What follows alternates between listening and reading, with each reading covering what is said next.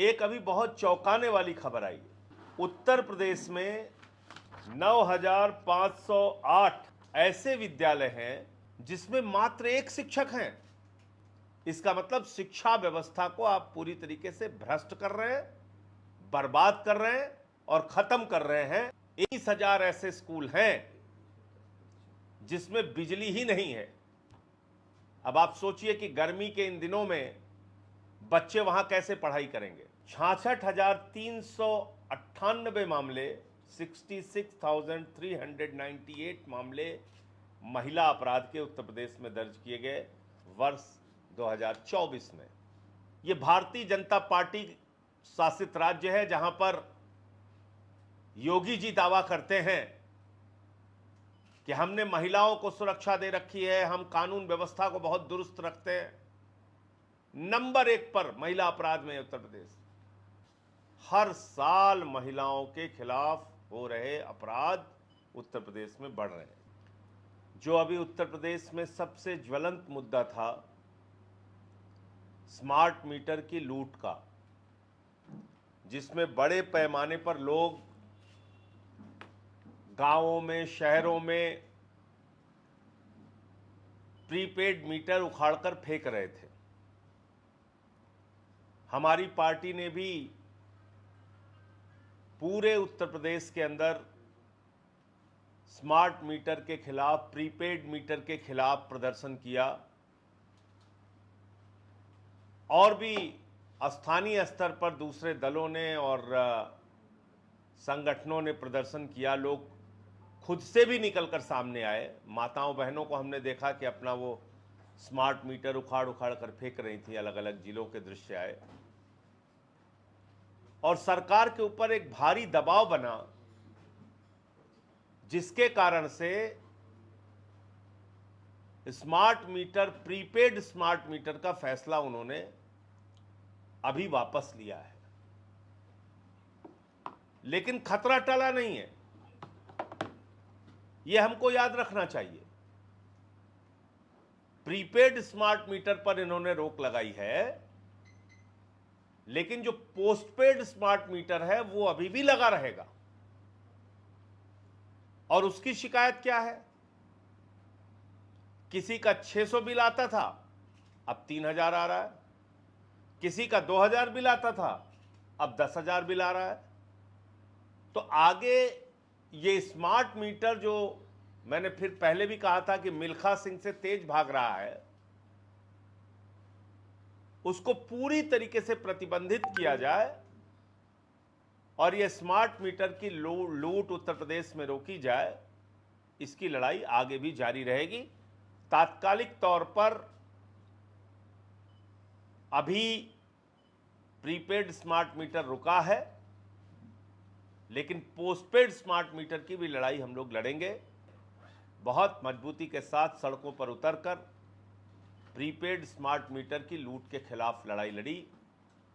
उनको गिरफ्तार भी किया गया, उन पर लाठीचार्ज भी किया गया, धक्का मुक्की भी की गई, लेकिन उनके आंदोलन की बदौलत और प्रदेश की जनता के आंदोलन की बदौलत सरकार को यह फैसला वापस लेना पड़ा। नंबर 1। नंबर 2, एक अभी बहुत चौंकाने वाली खबर आई है। उत्तर प्रदेश में करीब करीब 9,508 ऐसे विद्यालय हैं जिसमें मात्र एक शिक्षक हैं। 9,508 विद्यालय ऐसे हैं उत्तर प्रदेश के अंदर जिसमें मात्र एक शिक्षक हैं। मैं उत्तर प्रदेश के मुख्यमंत्री जी से और शिक्षा मंत्री जी से पूछना चाहता हूं, क्या एक शिक्षक के भरोसे कोई स्कूल चल सकता है? वहां के मिड डे मील की व्यवस्था चल सकती है? वहां के बच्चों की पढ़ाई की व्यवस्था चल सकती है? और इसमें 90% से ज्यादा ग्रामीण स्कूल हैं। 90% से ज्यादा ग्रामीण क्षेत्रों में जो स्कूल हैं उसमें मात्र एक शिक्षक है। इसका मतलब शिक्षा व्यवस्था को आप पूरी तरीके से भ्रष्ट कर रहे हैं, बर्बाद कर रहे हैं और खत्म कर रहे हैं। इसमें जो नीति आयोग का आंकड़ा है, यह हमारा आंकड़ा नहीं है, नीति आयोग जो भारत सरकार का है उसका आंकड़ा है कि पूरे हिंदुस्तान में 1 लाख स्कूल ऐसे हैं जिसमें मात्र एक शिक्षक है, जिसका लगभग 10% अकेले उत्तर प्रदेश में है। पूरे हिंदुस्तान में 1 लाख सरकारी स्कूल ऐसे हैं जो सिर्फ एक टीचर के भरोसे चल रहे हैं, जिसका 10% अकेले उत्तर प्रदेश में है। यहां के 10% स्कूल ऐसे हैं पूरे देश के मुकाबले जिसमें मात्र एक टीचर है। 20,000 ऐसे स्कूल हैं जिसमें बिजली ही नहीं है। अब आप सोचिए कि गर्मी के इन दिनों में बच्चे वहां कैसे पढ़ाई करेंगे। अप्रैल मई जून के महीने में, जुलाई में कैसे बच्चे वहां पढ़ेंगे। 1,19,000 स्कूल ऐसे हैं। 98,592 स्कूल ऐसे हैं जिसमें लड़कियों के लिए शौचालय तक की व्यवस्था नहीं है। ये बेटी बचाओ बेटी पढ़ाओ की बात करते हैं, ऐसे बेटियों को आप पढ़ा रहे हैं। 98,592 स्कूल ऐसे हैं जिसमें लड़कियों के लिए शौचालय की व्यवस्था नहीं है। और अकेले शिक्षकों की जो पद खाली हैं उत्तर प्रदेश में कुल मिलाकर, वो तो लाखों की संख्या में है। एक बार इन्होंने निकाला भी था, फिर पीछे हो गए। इसमें बिहार राज्य बहुत अग्रणी है, 2 लाख वहां पे भर्तियां खाली हैं स्कूलों में, सरकारी स्कूलों में। एक आंकड़ा तो ये था। दूसरा, उत्तर प्रदेश महिला अपराध में भी नंबर 1 है। बेटी बचाओ बेटी पढ़ाओ की बात करते हैं प्रधानमंत्री जी। बेटी पढ़ाओ बेटी बचाओ, किस प्रकार से आप बेटियों को बचा रहे हैं। 66,398 मामले, 66,398 मामले महिला अपराध के उत्तर प्रदेश में दर्ज किए गए वर्ष 2024 में। ये भारतीय जनता पार्टी शासित राज्य है जहां पर योगी जी दावा करते हैं कि हमने महिलाओं को सुरक्षा दे रखी है, हम कानून व्यवस्था को बहुत दुरुस्त रखते हैं। नंबर 1 पर महिला अपराध में उत्तर प्रदेश, नंबर 2 पर महाराष्ट्र, यह भी भारतीय जनता पार्टी शासित राज्य है।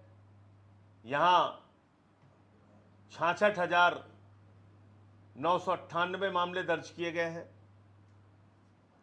फिर राजस्थान, इसमें 22,369 मामले महिला अपराध के दर्ज किए गए हैं।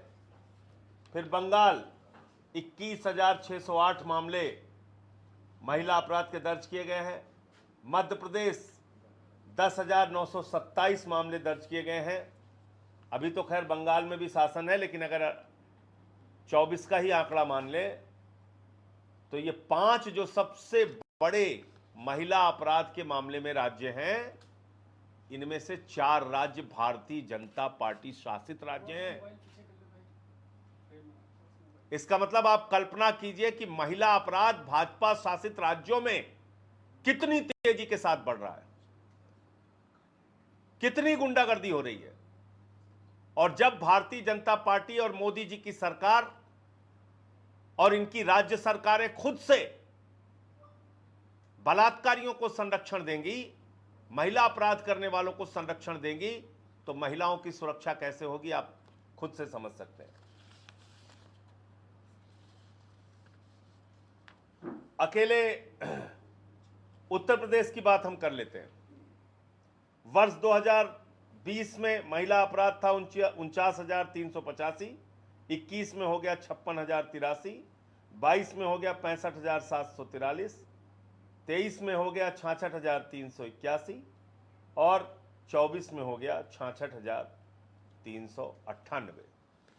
हर साल महिलाओं के खिलाफ हो रहे अपराध उत्तर प्रदेश में बढ़ रहे हैं। ये दूसरी बात। तीसरा विषय,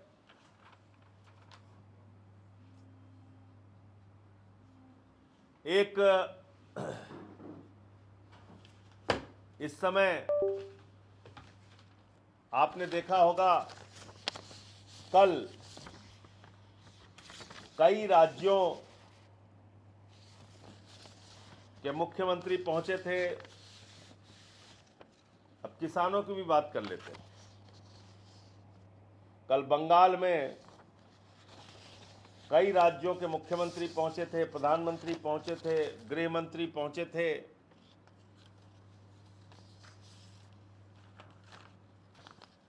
और बीजेपी बड़े बड़े दावे करती है, विकास के बड़े बड़े दावे। ये इनकी हकीकत है। स्कूल की बात आपको बता दी मैंने, बढ़ते हुए महिला अपराध की बात आपको बता दी। ये एक जिले की खबर है। एआई आधारित शिक्षा बना सपना, ताले में बंद है बच्चों के स्मार्ट क्लास। 10 साल पहले आजमगढ़ में और कई आसपास के जिलों का है आंकड़ा, 524 कंपोजिट विद्यालय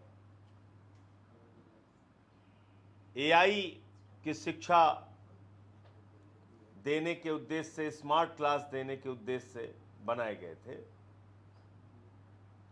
और ये देखिए आप, इनके कंप्यूटर से लेकर सब कुछ धूल फाक रहे हैं, कोई चिंता नहीं है। धर्म, दंगा, नफरत, इसके नाम पे वोट मिल ही रहा है, तो फिर किस बात की चिंता। किसानों की हालत देश में क्या है? वर्ष 2024 का जो आंकड़ा है वो ये बताता है कि 10,546 किसानों ने आत्महत्या की है, जिसमें महाराष्ट्र नंबर 1 पर है, जो भाजपा शासित राज्य है।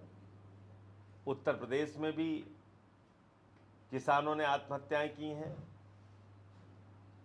और इसमें खेतिहर मजदूर बड़ी संख्या में है। तो ये किसानों की आमदनी दोगुना करने के लिए आए थे, और ये आंकड़े ये बता रहे हैं, चिल्ला चिल्ला के कह रहे हैं कि देश का किसान मर रहा है और मोदी जी मौज कर रहे हैं। इसके अलावा अभी आपने देखा होगा,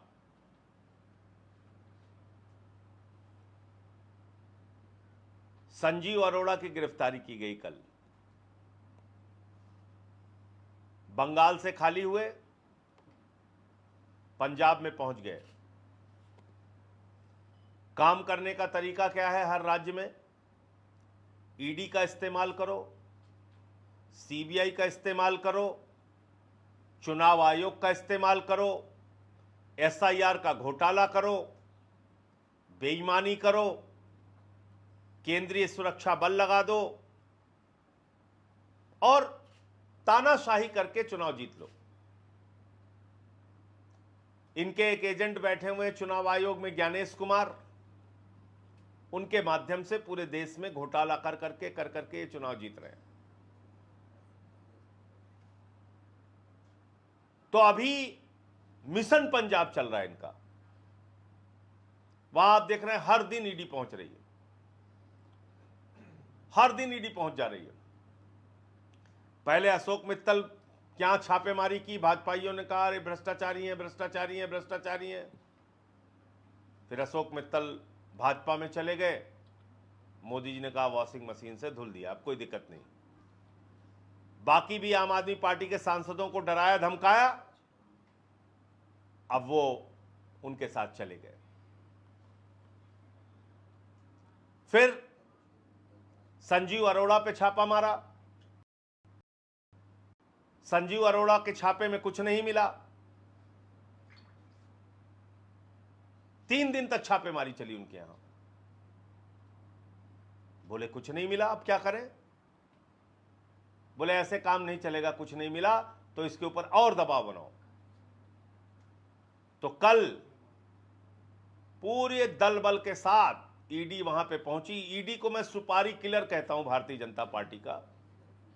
वो एक सुपारी किलर है बीजेपी का। जहां राज्यों में चुनाव होता है वो सुपारी किलर सक्रिय हो जाता है। मालिक आदेश देता है, सुपारी किलर जाता है, राजनीतिक हत्या करता है। एक एक व्यक्ति की राजनीतिक हत्या, विरोधियों की राजनीतिक हत्या करता है। तो सुपारी किलर पहुंचा पंजाब और उसने संजीव अरोड़ा के यहां छापा मारा भारी दल बल के साथ, और उनको गिरफ्तार करके लेके चले गए। क्या मामला है संजीव अरोड़ा के खिलाफ? कह रहे हैं साहब इन्होंने मोबाइल का निर्यात किया और उस पर टैक्स नहीं दिया। कल उनकी कंपनी की तरफ से जो बयान आया है, ऐसे महामूर्ख तरीके से केस ईडी ही बना सकती है, क्योंकि उनको राजनीतिक मामला बनाना है। मोदी अमित शाह ऐसे काम करवाते हैं इनसे। तो कंपनी ने कहा कि भैया मोबाइल जब होता है तो उसका एक ईएमआई नंबर होता है। कोई भी कंपनी अगर मोबाइल बाहर भेजेगी, निर्यात करेगी इसका, तो उसके ईएमआई नंबर सक्रिय है कि नहीं है पता कर लो, पता चल जाएगा। वो जिन भी देशों में मोबाइल गया है, कह रहे हैं मोबाइल इन्होंने कागजों में दिखाया कि इन्होंने निर्यात किया है, लेकिन वास्तव में इन्होंने निर्यात नहीं किया और पैसे का हेराफेरी किया। यही केस है ईडी का। अब मोबाइल की तो ईएमआई नंबर होती है, तो पता कर लो कि वो मोबाइल जहां पर भेजा गया है संजीव अरोड़ा की कंपनी के द्वारा, वो सक्रिय है कि नहीं है, काम कर रहा है कि नहीं कर रहा है। और जब वो मोबाइल का निर्यात हुआ तो उसकी कस्टम ड्यूटी दी गई कि नहीं दी गई, अपने आप पता चल जाएगा। निर्यात पर कर दिया कि नहीं दिया, पता चल जाएगा। तो इसलिए एक झूठा बेबुनियाद केस बनाकर संजीव अरोड़ा को गिरफ्तार किया गया है, और मकसद वही है, दबाव बनाना, बीजेपी में शामिल करना।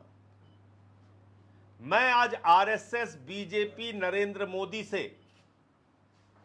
यह कहना चाहता हूं कि अगर सचमुच में तुम लोग भ्रष्टाचार से लड़ रहे हो, सचमुच तुम्हारे अंदर नैतिकता है, ईमानदारी है, और नरेंद्र मोदी जी सच्चे हिंदू हैं, तो मैं उनको चुनौती देता हूं, वो आए प्रभु श्री राम के मंदिर में, अयोध्या में आए नरेंद्र मोदी जी, और हाथ में गीता लेकर शपथ लें कि जिसके ऊपर नरेंद्र मोदी जी भ्रष्टाचार का आरोप लगाएंगे उसको कभी भी अपनी पार्टी में शामिल नहीं करेंगे।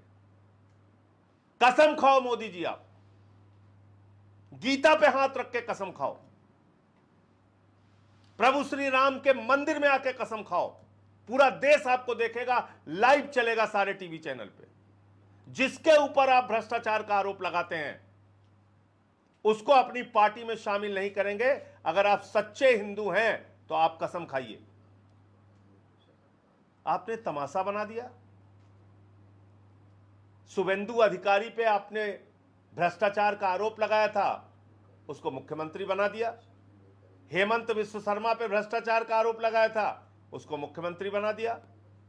अलग अलग राज्यों में जिसके जिसके ऊपर आपने आरोप लगाया उसको आपने कहीं मुख्यमंत्री बना दिया, कहीं मंत्री बना दिया, कहीं उसके साथ समझौता कर लिया। इसका मतलब आपकी लड़ाई भ्रष्टाचार से नहीं है, आपको विरोधियों को गला दबाकर अपनी पार्टी में शामिल करना है। फिर भी तुम नैतिकता की बातें करते हो, और आपकी मातृ संस्था आरएसएस है, वो भी बड़ी बड़ी नैतिकता की बातें करती है। कसम खाओ ना भाजपाइयों, आपने राजकुमार आनंद हमारे मिनिस्टर के पे छापा मारा, आपने कैलाश गहलोत के साथ पूछताछ की, उनको प्रताड़ित किया, और जिस दिन पूछताछ करते हो, छापा मारते हो, उस दिन कहते हो बड़ा भ्रष्टाचारी, बड़ा भ्रष्टाचारी। फिर उसको भाजपा में शामिल कर लिया। अब वो ठीक है, अब कोई प्रॉब्लम नहीं है। तो इसलिए ये अब नौटंकी देश भर में बंद होनी चाहिए, ये तानाशाही बंद होनी चाहिए। बंगाल में भी यही किया आपने, वही काम आपने पंजाब में शुरू कर दिया, और ये चलेगा पंजाब चुनाव तक, मुझे मालूम है। रोज छापेमारी, रोज छापेमारी, रोज खबरें बनाओ। आपका ईडी का कन्विक्शन रेट क्या है पूरा देश जानता है। 1% से भी कम कन्विक्शन रेट है, यानी झूठे मुकदमे बनाते हो दबाव बनाने के लिए। तो इसलिए संजीव अरोड़ा पे झूठा मामला बनाया गया है, उनको प्रताड़ित करने के लिए और दबाव बनाने के लिए। दूध का दूध, पानी का पानी तब हो जाएगा जब मोदी जी आके राम मंदिर में शपथ लें कि हम जिस पर भी आरोप लगाएंगे उसको अपनी पार्टी में शामिल नहीं करेंगे। ये शपथ लेनी चाहिए प्रधानमंत्री को। अंत में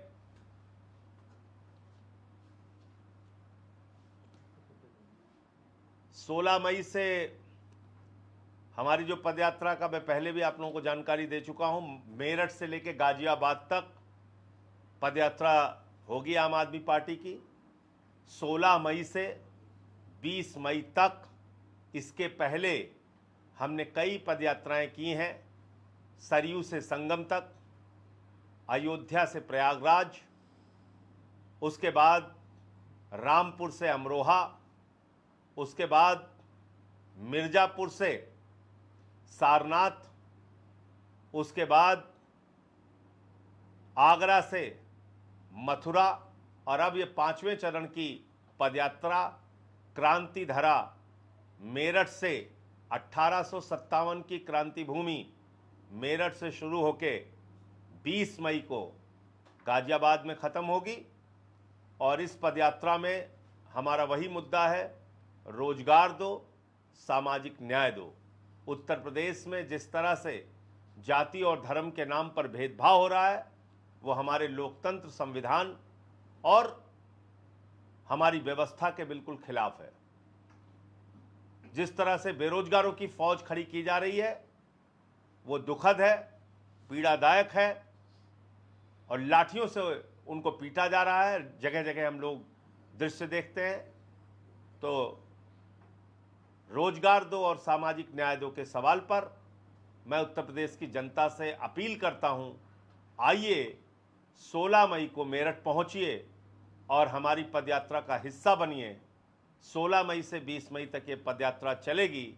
इस पदयात्रा से जुड़ने के लिए एक मिस्ड कॉल नंबर है, उस मिस्ड कॉल नंबर पर आप मिस कॉल देके पदयात्रा से जुड़ सकते हैं। हमारे कार्यालय से आपको फ़ोन जाएगा 750004 75 0004 0004। इस नंबर पर मिस्ड कॉल दीजिए और आम आदमी पार्टी की पदयात्रा का हिस्सा बनिए। आम आदमी पार्टी की पदयात्रा से जुड़िए। रोजगार दो, सामाजिक न्याय दो पदयात्रा से जुड़िए। मैं अपील करता हूं किसानों से, मैं अपील करता हूं नौजवानों से, मैं अपील करता हूं माताओं बहनों से, व्यापारियों से, आइए आप इस पदयात्रा का हिस्सा बनिए, क्योंकि आज रोजगार का संकट सबके सामने है। सिर्फ सरकारी नौकरी नहीं, आपके छोटे छोटे रोजगार भी बंद किए जा रहे हैं और छीने जा रहे हैं। हमारी प्राथमिकताएं ही खत्म हो गई। न शिक्षा के लिए आवाज़ उठती है, न स्वास्थ्य के लिए, न पानी के लिए, न बिजली के लिए। तो इसलिए जिसको कहा जाता है कि एक पागल हाथी की तरह सरकार जनता को रौंदती जा रही है और उसके खिलाफ आवाज़ नहीं उठ रही है। आम आदमी पार्टी अपने प्रयास से जनता को जगाने का काम, सरकार के खिलाफ आवाज़ उठाने का काम जारी रखेगी।